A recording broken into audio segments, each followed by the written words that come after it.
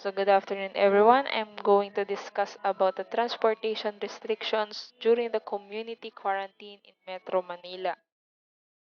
Last time, President Duterte declared that there will be a Manila lockdown starting today, which is March 15, 2020. So Manila lockdown is equivalent to community quarantine.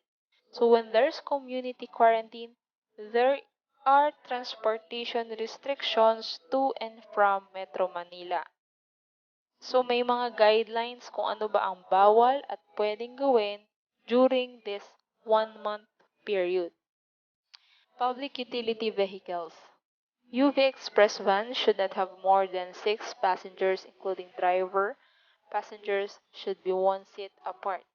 So when it comes to UV Express, kailangan 5 lang ang pasahero and then 1 driver, total of 6. Passengers should be one seat apart. Kailangan isang upuan na pagitan sa bawat pasahero. Same with jeepneys. Kailangan may isang upuan na pagitan. So, jeepneys should not board more than half its capacity. Kailangan kalahati lang din ang laman ng pasahero para mag-allocate ng one seat apart na pagitan sa mga pasahero. Buses should not have more than 25 passengers, including driver and conductor, not have standing passengers, and still maintain one seat apart distance. Same with buses, kailangan one seat apart.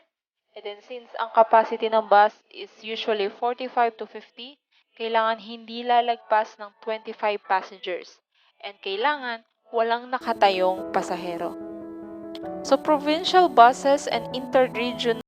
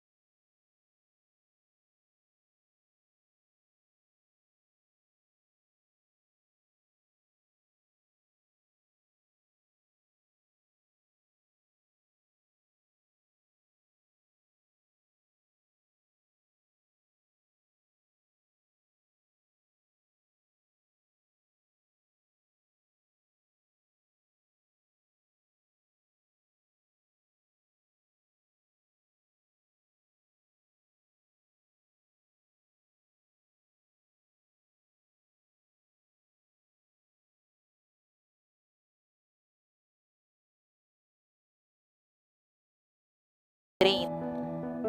Okay, next, Philippine National Railway operations from Alabang to Laguna is suspended. So, meron kasi tayong train operations from Laguna to Alabang. So, since there is a community quarantine, this operation is also suspended.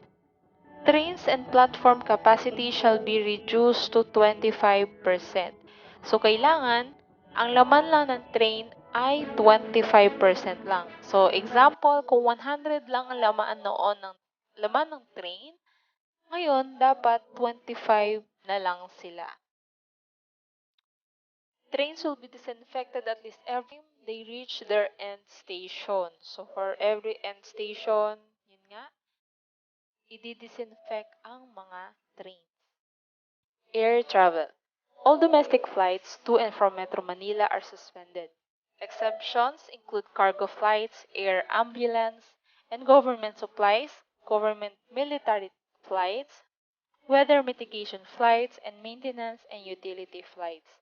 So, ibig sabihin, all domestic flights, all local flights to and from Manila are suspended. Bawal. With exemption. So, pwede itong mga to, yung cargo flights, air ambulance, government supplies, government military flights, weather mitigation, maintenance, utility flights. So, lahat ng commercial flights to and from Metro Manila suspended. No? Domestic lang. Pero pwede yung mga cargo flights, ambulance, etc. Next, general aviation flights are suspended and will be diverted to Sangli Airport or Clark Airport. So meaning, yung instead na magkaroon ka ng connecting flight, for example, galing ka sa China, then you're going to travel to Naiya and then Naiya to Davao, hindi na papayagan yon. But, they have point-to-point buses from Naiya to Clark.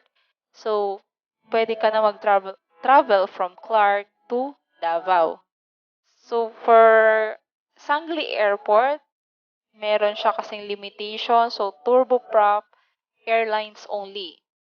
So, it is located in Cavite. So, most of the domestic flights are available in Clark Airport. So for international flights, passengers have the option to terminate flight in Metro Manila and arrange their own transport within the region. Meaning, pwede silang mag-cancel ng flight to Metro Manila and kailangan yung from Metro Manila na flight, so pwede pa rin nilang i-arrange yung transport nila within the region. So mag-i-stay sila in Manila. It's the option of the passenger, of course. And lastly, the water travel. Ferry services within Metro Manila, example, Pasig River Ferry Service, will continue to operate but with 50% capacity per vessel. So, ferry services within Metro Manila, pwede but with 50% capacity lang. Next, passenger ferries coming from outside Manila are allowed to dock at ports near but still outside National Capital Region. So, passenger ferries na nanggaling sa labas ng Manila, pwede pa rin silang dumaong dun sa ports, pero kailangan nasa labas pa rin ng NCR or ng National Capital Region. Next, cargo vessels can still go in and out of Metro Manila. So, cargo vessels, usually, ito yung mga goods and supplies. Pwede pa rin siyang lumabas and pumunta ng Metro Manila. I-allow pa rin nila yon. And lastly, foreign and domestic ships should unload waste at next port of call outside Metro Manila. So, hindi na pinapayagan ng mga foreign and domestic ships na mag-iwan ng waste at the next port of call outside Metro Manila. So, this ends my discussion. If you have questions, you may comment your questions below. Ayun na po. Thank you for listening.